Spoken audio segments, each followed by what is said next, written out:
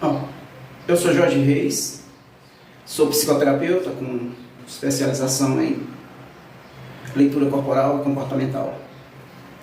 Estou começando hoje uma minissérie. De cada capítulo eu vou estar falando sobre um traço de personalidade. São 5 ao todo, mas nós tivemos uma biografia do criador do traço, que vai ficar como se fosse um primeiro, e no fim nós vamos estar fazendo uma explanação de você como ser humano que tem os 5 traços em você, entende? Durante o discorrer do curta-metragem, nós vamos falar de cada traço isoladamente, deixando claro, em momento nenhum aqui, eu não vou estar me referindo ao transtorno de personalidade, entende? Então eu vou estar sempre me referindo ao traço de personalidade, ou seja, o caractere de personalidade, certo? Porque estamos falando de leitura corporal, e todos nós, seres humanos, nós temos os 5 traços. Não existe como um ser humano ter só 4 ou ter 6. Então, todos nós temos os 5. Sim, mas como assim os 5? Como você pode olhar para mim e dizer, porque cada ser humano vai estar identificando fisicamente um dos traços como sendo seu traço principal. Entende? O esquizoide, ele já tem um perfil mais alongado, magricelo, ombros quadrados, um corpo estilo assim meio monolengo, cabeça um pouco mais alongada na maioria das vezes, sendo que esse formato ele pode variar para alongada ou mais arredondada, ou mais desenvolvida. E olho assim, olho normalmente um pouco mais graúdo, um olhar mais vidrado, sendo aquele olhar que ultrapassa o objeto, entende? O oral, ele já tem uma estrutura mais fofinha, mais gordinha, né? Mais macia, uma pele mais macia, mais confortável, com um toquezinho aveludado. Aí o psicopata, ele já tem um corpo um pouco mais afunilado, como se fosse dando uma ideia de um cone de cabeça para baixo, né? De ponta cabeça. Então, o olhar dele já é assim um pouco mais, tipo, como se fosse mirando, como se fosse fazendo a leitura, sabe, do alvo. Aquele olhar assim um pouco mais crítico, passando o ar de um pouco de sagacidade. Aí já vem o masoca, que já tem um estilo mais retrancado, ele sempre para de braço cruzado, ele quase nunca sai de casa. Se ele já tiver usar um cinto pela primeira vez, ele nunca mais fica sem cinto. Se ele sair de casa sem o cinto, a cada 2 minutos ele está, mesmo que a calça não esteja descendo, ele está se suspendendo, porque ele tem a impressão que ele está solto, sabe? É aquele cara que ele é perfeccionista, mas ele não é rápido, ele gosta de perfeição. E o rígido já é aquele estilo mais simétrico, mais bonito, o corpo mais bem organizado, a mulher com aquele corpinho de violão, a bundinha levantada. E normalmente são pessoas que têm um sex appeal aflorado, de nascença, né? Ele não precisa se esforçar para ser charmoso, para ser galanteador ou conquistador. Ele já tem isso no jeito de andar, no jeito de se referir às pessoas. Então, cada um tem suas peculiaridades devido ao período onde acontece a mielinização. Aí o que é isso, mielinização? Bom, mielinização é o nome que é dado a um processo onde esse processo ocorre em determinado período da criança entre os 0, ou seja, desde o período de 3 a 4 semanas de gestação, até os 6 anos, 7 anos de idade. Ou seja, que é quando termina o último traço, né? Quando está solidificado o perfil do último traço, né? A sua coordenação motora, sua estrutura física está bastante organizada, já está bem estabelecida. Então, a partir daí, começa na parte craniana e termina na parte sacral, que é a ponta da sua espinha dorsal. E cada período desse, ele vai mielinizando uma parte do seu corpo, ou seja, vai dando estrutura, vai fazendo ela ganhar coordenação, né? Por isso o traço de esquizoide, ele é bastante inteligente. Por quê? Porque o primeiro, o período de mielinização que acontece na parte da mente, do cérebro dele, acontece ainda dentro do útero, né? Aliás, vamos aproveitar e já focar justamente no que é o objeto principal desse primeiro bloco, né? Que é o primeiro traço de personalidade, que é o esquizoide. Ele acontece, como eu já tinha comentado, a partir da 3ª semana de gestação até o 2º mês de vida dele fora do útero. Durante esse período, a partir ali dos 3 meses, 4 meses, onde o cérebro já vai começando a ganhar uma certa estrutura, tudo que a mãe sentir, ele vai, entre aspas, sentir junto. Por que ele vai sentir junto? Porque naquele momento, quando ele já está ali a partir do 4º mês de idade, dentro do útero, o cérebro dele já começa a querer entender o que está acontecendo.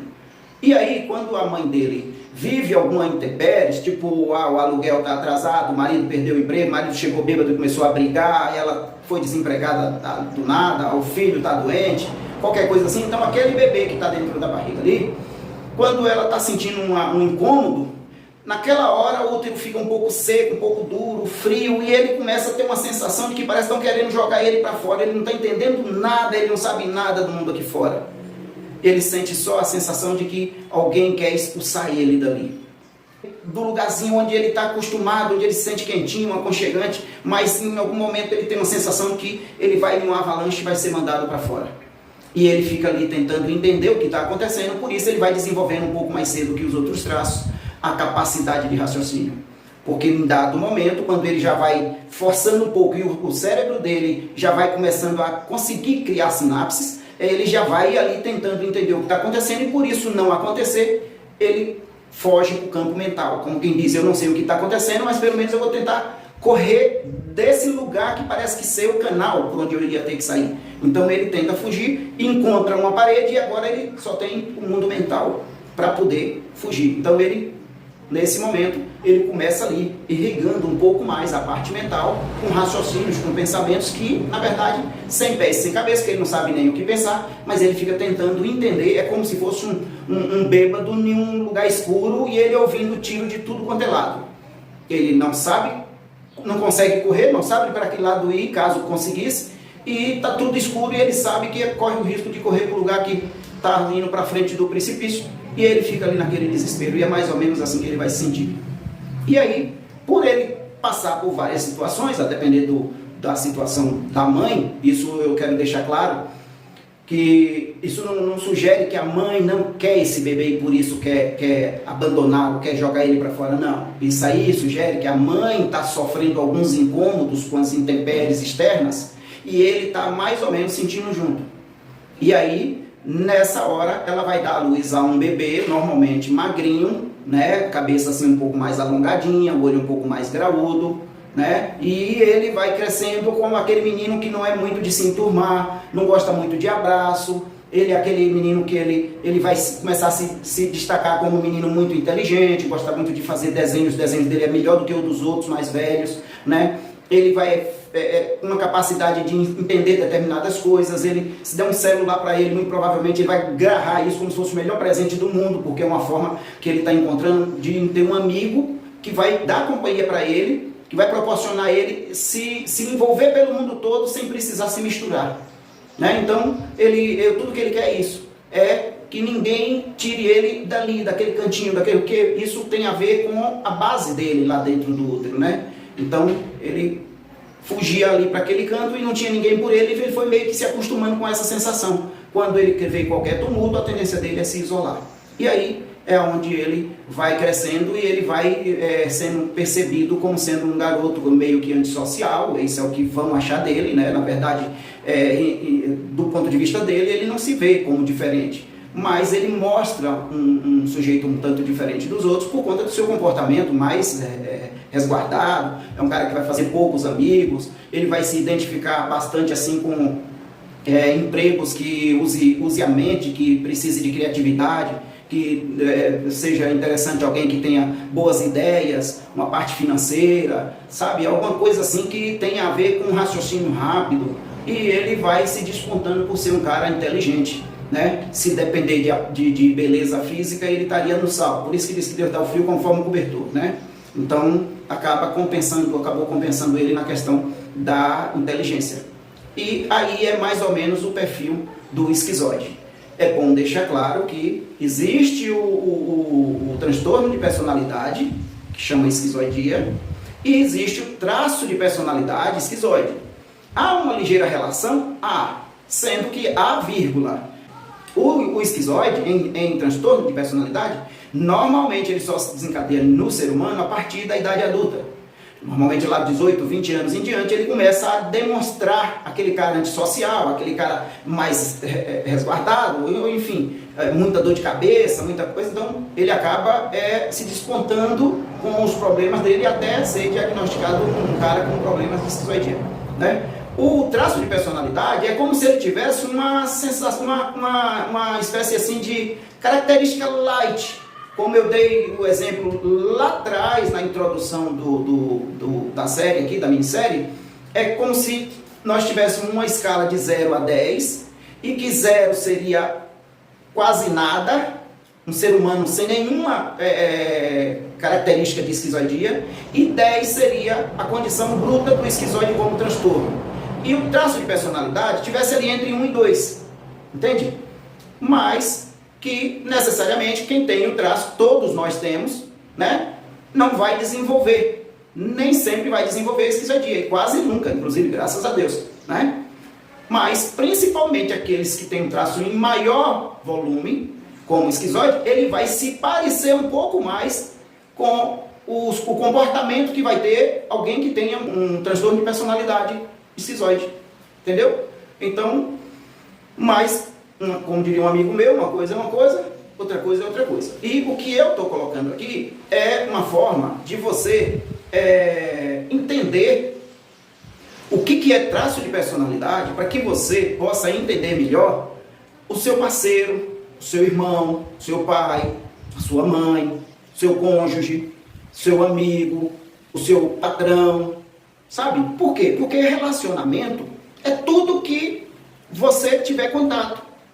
E na maioria das vezes, existem muitos relacionamentos, independente da natureza, que deixa de dar tão certo quanto vinha dando por incompreensão, por falta de você conseguir entender o outro que está se relacionando com você. E aí o que acontece? Você começa a acreditar que aquele comportamento está sendo um comportamento maldoso. Ele perdeu o interesse em mim, ele não me procura mais. Também você não se esconde, deve ser isso. Mas por que ele, tudo que eu falo, no que eu vou falando qualquer coisa assim, ele sai, dá a impressão que ele não me respeita, ele não quer discutir a relação, mas sempre foi assim. Você não faz ideia o quanto ele se esforçava antes, mas agora ele não consegue. Existem duas situações no traço, quando ele está na virtude e quando ele está na dor. Se ele estiver ali no recurso, nessa virtude que eu falei que é o recurso, ele vai ser um cara totalmente desenrolado. Ele vai ser um cara que tem muita criatividade, ele é um cara inteligente, ele é um cara simpático, ele é um sujeito honesto, sabe? E tudo dele é feito ali, certinho, o compromisso, ele arrisca ali no compromisso, sabe? Ele é aquele cara que julga muito custo-benefício, ele faz tudo, ele evita perdas desnecessárias. Então, ele é um cara que tem uma habilidade muito boa, é como se fosse o seu grande administrador, é tudo que você precisaria. Mas quando ele está na dor, quando normalmente ele começa a viver algum conflito emocional, e esse conflito emocional necessariamente não precisa ser só com o seu cônjuge, às vezes é com o filho, às vezes é com o patrão, que ele tem uma certa consideração, mas ele está tendo uma sensação de estar sendo prejudicado, entendeu? Ele pode ser com um amigo que deu uma bola nas costas e ele está achando que não valeu a pena investir nessa amizade, ele já não tem tantas amizades, e agora por isso ele já não vai ter mais ninguém, ele não quer mais saber, entendeu? E é um elemento que quando ele está na dor, constantemente ele tem dor de cabeça. Por quê? Porque o centro da energia dele é a parte cerebral. Ele pensa muito durante o dia. Tudo que passa na frente dele, ele faz uma equação. Sabe? Ele soma ali para ver se as contas batem. Tudo para ele é uma equação. Então, ele carrega muito a parte mental. E aí, por isso, quando ele está vivendo um certo conflito emocional, ele costuma ter muita dor de cabeça. Por quê? Porque ele começa a respirar mal, ele começa a oxigenar mal o cérebro, em função dele já não ter muita massa muscular também, né? Ele precisa produzir muita energia, porque ele não consegue reter energia porque ele não tem massa muscular, e isso tende a ele, qualquer deficiênciazinha a nível de respiração, ele vai oxigenar mal o cérebro. Como ele pensa muito, e o cérebro, embora tenha apenas 2% em média do seu peso, ele consome, numa média, 20% da sua energia. Então, no momento que você respira mal, você alimenta mal o seu cérebro com o combustível base dele, que é o oxigênio, automaticamente começa a vir dor de cabeça. Começa a vir fraqueza, tristeza, começa a ficar retraído, aquela coisa toda. E em muitos casos, a condição imunológica dele até pode baixar. Isso pode acontecer com qualquer outro traço, mas principalmente no caso dele, que é uma pessoa franzina, não tem muita massa muscular, automaticamente ele não tem muita reserva de energia. Entende? É como se todo dia ele tivesse que produzir a energia que ele precisa através de alimentação. Por isso é importante uma boa alimentação para um esquizoide. Normalmente, quando criança, ele até não come tão bem, mas no que ele vai crescendo, ele vai desenvolvendo uma boa alimentação. Aí tem mãe que diz assim, nossa, esse menino está com verme, esse menino está isso, está aquilo. Poxa, o irmão tão gordinho, tão fortinho e ele está desse jeito. Não tem nada a ver uma coisa com a outra. Cada um tem um biotipo, então esqueça, aquele menino que é esquizoide, ele vai ser diferente daquele outro que é oral. Então, não é a comida que vai engordar ele, entende? Ele vai até comer bem, mas ele não vai engordar e não vai ter fortificante que faça isso. Por quê? Porque o biotipo dele é aquele ali, entende? Então, a ideia, como eu falei antes, de estar passando essas informações para vocês, é para uso doméstico. Eu não estou falando aqui para cientista, não estou falando para profissionais, eu não estou falando para nenhum psicólogo, psicoterapeuta. Eu estou falando para você, mãe de família, você, pai de família, você, garoto que tem amigos, sabe? Você, trabalhador que tem patrões, tem colegas de trabalho, que às vezes tem um elemento lá próximo que você não vai com a cara dele, que acha ele um cara um tanto cínico, um cara chato de lidar, ou um cara muito egoísta, e de repente você está lidando com um desses traços que tem essas características, e ele está fazendo aquilo sem perceber, e é injusto você já repugnar ele, né? Meio que isolar ele em função desse comportamento. Assim como muitas vezes na sua casa.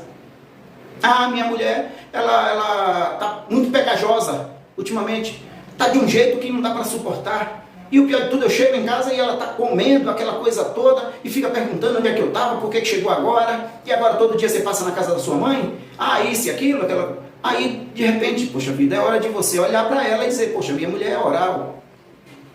Então, é natural que ela sinta esse ciúme todo. E o que é que despertou esse ciúme todo? O meu comportamento. Ela está se sentindo insegura. Se eu continuar tendo o comportamento que eu estou e pedir que ela pare com essa ideia de ciúme, é a mesma coisa de eu ficar tentando apagar um fogo jogando gasolina. Não vou conseguir. Entende? Então, a mudança precisa vir de mim. Que não seja uma mudança drástica, mas pelo menos você tire aquilo que entrou dos últimos tempos, que é isso que está incomodando ela. Está fazendo ela se sentir insegura, fazendo ela sentir medo do abandono. Entende? Então, começa a analisar, começa a ver qual que é o traço principal dela e começa a olhar se realmente ela não está reagindo apenas ao traço de personalidade dela. E que você está tendo uma grande influência nisso, que você pode consertar tudo. Pegou aí? Entendeu? Então, a ideia dessa conversa, dessas dicas, é apenas dar a você a condição de avaliar o seu relacionamento, entender o seu parceiro e tentar mexer no que for preciso para criar um entrosamento melhor, entende? Para que as coisas voltem a ser como já foi.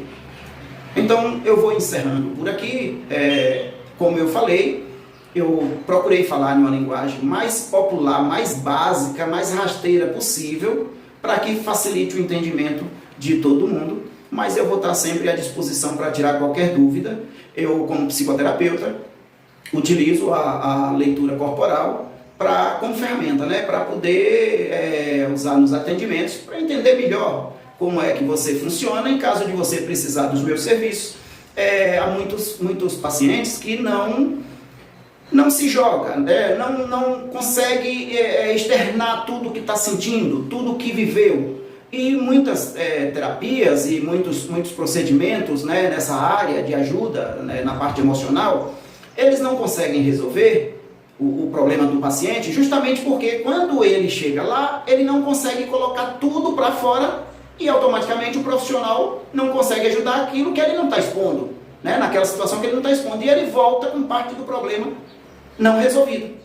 No nosso caso aqui, no meu caso exclusivamente, eu tenho formação master em um procedimento que não preciso que você me diga tudo o que você sentiu, o que você viveu.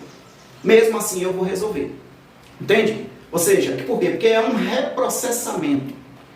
Se você eu falo para você ir lá num período determinado da tua vida e imaginar o pior filme da tua vida. Você não precisa me dizer nada. Muita gente gosta de conversar, e eu ouço. Mas se não quiser falar, não precisa.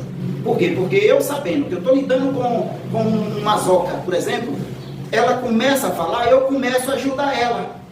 E ela vai dizendo isso mesmo. Aí, inclusive, pode estar acontecendo coisas assim, assim, ela, exatamente, tá mesmo. Pois é, você é desse jeito, porque você viveu situações dessa forma, assim, assim, assim. Ela, exatamente, foi isso aí. Tá bom. Então, ó, aí eu vou ali, pensa que não, a gente chegou no lugar que estava incomodando ela, resolveu, e ela, sem perceber, ela sai diferente do que entrou. E começa a sentir diferença no relacionamento dela em casa, diferença no trabalho, diferença na vida dela de forma geral. E as pessoas começam a perguntar para ela, o que foi que aconteceu com fulano? Ela está diferente, não sei, está mais sociável. O que é que houve? Será que está apaixonada, encontrou alguém? Não. Sabe, quem fazia ela ser diferente eram os problemas internos que ela tinha, né? Os problemas emocionais que ela viveu. Hoje ela está sem, automaticamente ela deixou de ser, vamos chamar isso aí de escravizada por essas lembranças, que de forma inconsciente ela se permitia ser manipulada. E hoje ela não tendo mais essas marcas, tudo muda na vida dela. Compreende? Faz sentido para você? Então, eu vou estar à disposição para o caso de precisarem de ajuda. Temos para frente aí mais 5, em média 5 blocos, que são os 4 traços de personalidades que ainda falta, que é o oral, o psicopata, o masoca e o rígido. E, no fim, eu vou estar fazendo um apanhado geral, passando para você o comportamento de uma pessoa que tem os 5 traços, como eu já falei, todos nós temos os 5, e dando exemplo de como essa pessoa, quando um determinado traço está em ascendência, depois variando para o outro, depois variando para o outro, para você ir vendo de em que lugar que você se encaixa. Seria interessante se você pudesse acompanhar, para que você possa entender em que momento eu vou estar falando de você, ou sobre alguém que tem o mesmo traço que você. Tá bem? Então, fica com Deus e até a próxima.